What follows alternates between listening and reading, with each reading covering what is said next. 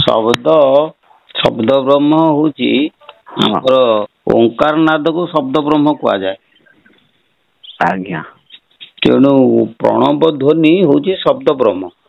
ଏଇ ଆଜ୍ଞା ଶବ୍ଦ ବ୍ରହ୍ମ ପ୍ରଣବ ଧ୍ୱନି ଯେ କେତେ ଭାଗରେ ବିଭକ୍ତ ବୁଝିଲ ନା। ଆଜ୍ଞା ଆମର ଗୋଟିଏ ହଉଛି ବର୍ଣ୍ଣ, ଆଜ୍ଞା ଗୋଟେ ହଉଛି ମାତ୍ରା, ଆଜ୍ଞା ଗୋଟେ ହଉଛି ଅର୍ଦ୍ଧମାତ୍ରା, ଆଜ୍ଞା ଗୋଟେ ହଉଛି ବିନ୍ଦୁ। ଆଜ୍ଞା ଚାରି ଭାଗରେ ବିଭକ୍ତ ହେଲା କି। ବର୍ଣ୍ଣ ଓଙ୍କାର ଧ୍ୱନିଟା ଚାରି ଭାଗର ବିଭକ୍ତ ହେଇଛି। ହଁ ହଁ ଆଜ୍ଞା ଗୋଟେ ହଉଛି ବର୍ଣ୍ଣ, ଗୋଟେ ହଉଛି ବର୍ଣ୍ଣ ମାତ୍ରା, ଗୋଟେ ଆଜ୍ଞା ହଉଛି ଅର୍ଦ୍ଧମାତ୍ରା, ଗୋଟେ ଆଜ୍ଞା ହଉଛି ବିନ୍ଦୁ। ଆଜ୍ଞା ଏଇ ବିନ୍ଦୁ କେମିତି ନା ଯେମିତି ସ୍ଥୂଳରୁ ସୂକ୍ଷ୍ମ ଆଡକୁ ଗତି କରାଯାଏ ବା ଆଜ୍ଞା ସୂକ୍ଷ୍ମରୁ ସ୍ଥୂଳକୁ ଆସେ ସେଇଭଳି ଯେ ଗୋଟିଏ ମଞ୍ଜି ହେଲା, ଆଜ୍ଞା ମଞ୍ଜି ଆଜ୍ଞା ସିଏ ପ୍ରଥମେ ସୂକ୍ଷ୍ମରେ ଥିଲା, ତା ଭିତରେ ଗଛଟା ଲୁଚିକି ଥିଲା। ଆଜ୍ଞା ତା ଯେତେବେଳେ ପାଣି ପବନ ପାଇଲା ସେ ଧୀରେ ଧୀରେ ବଢିକି ଗଛରେ ପରିଣତ ହେଲା। ବୁଝିଲ ଆଜ୍ଞା କି? ତେଣୁ ଆଜ୍ଞା ଏଠି ମଞ୍ଜିଟା କଣ ହୁଏ ନା ଚାରିଟା ଅବସ୍ଥା ଧାରଣ କରେ। ଆଜ୍ଞା ହେଲା, ଗୋଟିଏ ଧର ବୃକ୍ଷ ଅବସ୍ଥା ହେଲା, ଆଜ୍ଞା ବୃକ୍ଷରେ ପରିଣତ ହେଇଗଲା। ଆଉ ଆଜ୍ଞା ଅବସ୍ଥା କଣ ନା ଆଉ ଗୋଟିଏ ହଉଛି ମଞ୍ଜି ଅବସ୍ଥା ରହିଲା।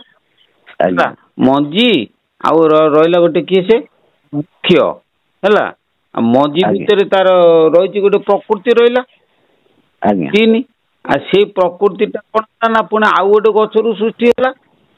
ହେଲା ଆଜ୍ଞା କି, ତେଣୁ ଆଜ୍ଞା ଆଉ ଗୋଟେ ଗଛରୁ ଯେତେବେଳେ ସୃଷ୍ଟି ହେଲା ସିଏ ଗୋଟେ ଅବସ୍ଥା, ତା ଆଜ୍ଞା ଦେହରେ ଯୋଉ ପ୍ରକୃତି ରହିଲା ସିଏ ଗୋଟେ ଅବସ୍ଥା, ଆଜ୍ଞା ମଞ୍ଜି ଭିତରେ ଗୋଟେ ଅବସ୍ଥା, ମଞ୍ଜିରୁ ଆଜ୍ଞା ଗଛ ହେଲା ଆଉ ଗୋଟେ ଅବସ୍ଥା।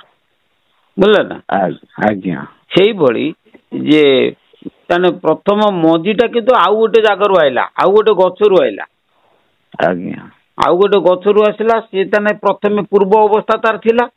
ପୂର୍ବ ଅବସ୍ଥା ତାର ଗଛ ଅବସ୍ଥାରେ ମଞ୍ଜି ଅବସ୍ଥାରେ ଥାଉ କି ଗଛ ଅବସ୍ଥାରେ ଥାଉ ବା କୋଉ ଅବସ୍ଥାରେ ଥାଉ, ମଞ୍ଜିଟା ଆଜ୍ଞା ପ୍ରଥମେ ତା ମା ଠାରୁ ସୃଷ୍ଟି ହେଲା। ଆଜ୍ଞା ହେଲା, ସେଇଟା ହଉଛି ଆଜ୍ଞା ତାର ଗୋଟେ ଅବସ୍ଥା, ମାତୃ ଗର୍ଭ ଅବସ୍ଥା।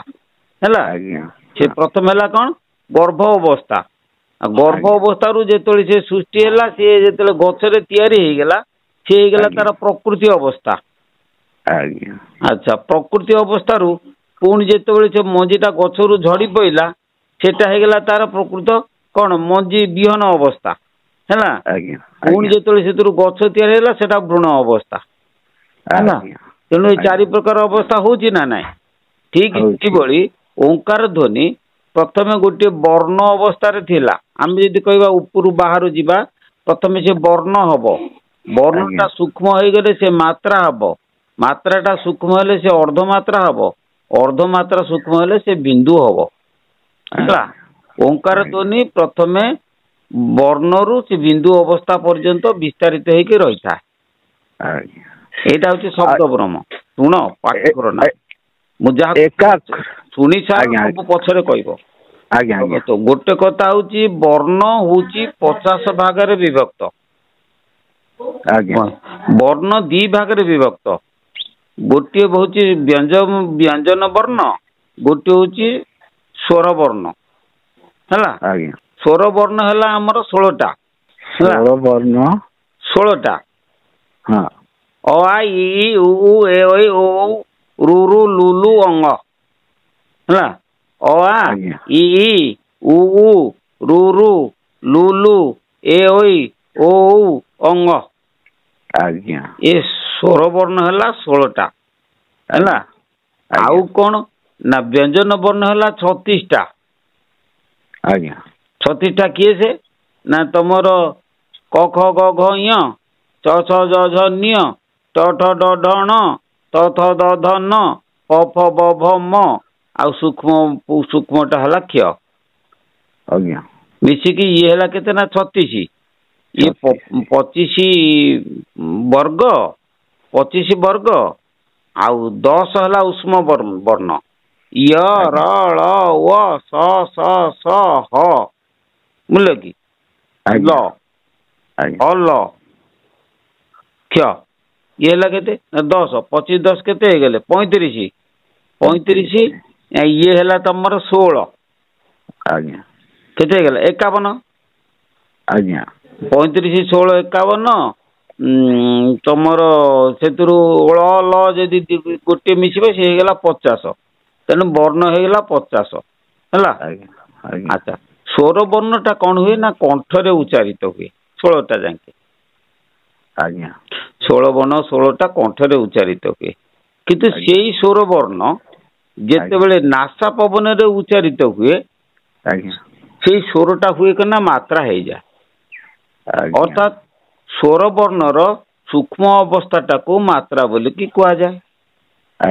अच्छा स्वर वर्ण कंठरे झंकृत हेले ताकू स्वर वर्ण कहवा किंतु निश्वास पवन रे जेतले से झंकृत हुए ताकू आमे मात्रा बोली कि कहवा।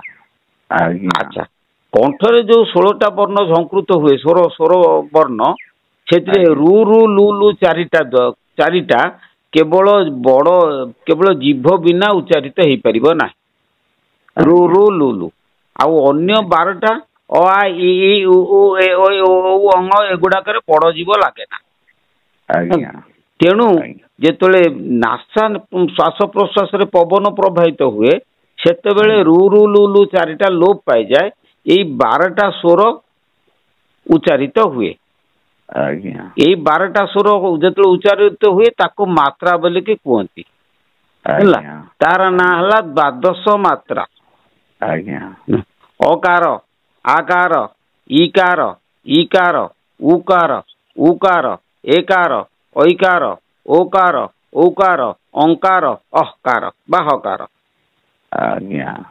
बुझिपारे ना तेणु यही जो 12टा मात्रा जाको जमी करे आकार देले का करे हसेकार देले कि से कार गुड़ाक हूँ मात्रा तेणु यही मात्रा 12टा मात्रा आमर 16टा स्वर रु 16टा स्वर सूक्ष्म अवस्थाटा है 12टा मात्रा यही जो 12टा मात्रा यही मात्रा कौन ना पवन रे प्रवाहित हुए ना पवन अन्य नाम है पवन रे थाए कौन ना प्राण शक्ति पवन रे प्राण शक्ति साए तेणु प्राण शक्तिर बुझल कि पवन को कह जाए मात्रा प्राण ध्वनि मात्रा को कह जाए प्राण ध्वनि बुझिपार तेणु प्राण ध्वनि 12 प्रकार प्राण ध्वनि पर जेतले पवन रहित हो जाए तापर कुंभक हो जाए से ध्वनिटा आउरी टिके सूक्ष्म आड़ को है मानस ध्वनि